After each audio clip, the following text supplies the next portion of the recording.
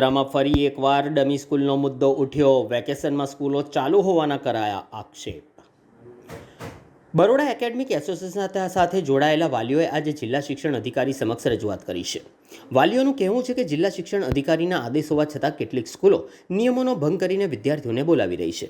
વાલીઓએ માત્ર વેકેશનમાં ચાલતી સ્કૂલો જ નહીં પરંતુ શહેરમાં ચાલતી રહેલી કથિત ડમી સ્કૂલો અંગે પણ રજૂઆત કરી હતી।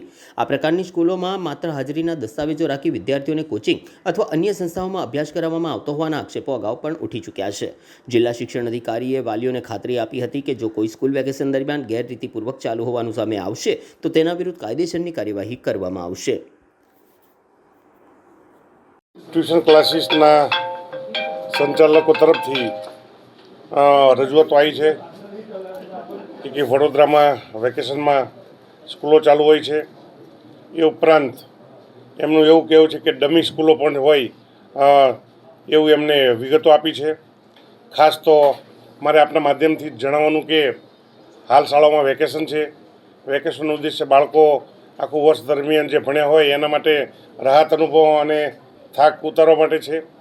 આવા સંજોગોમાં કોઈ પણ સ્કૂલ જો ચાલુ હશે, ગુજરાત બોર્ડ હોય કે સ્ટેટ બોર્ડ હોય, એની સામે કાર્યવાહી કરવા માટે 100% લખવામાં આવશે।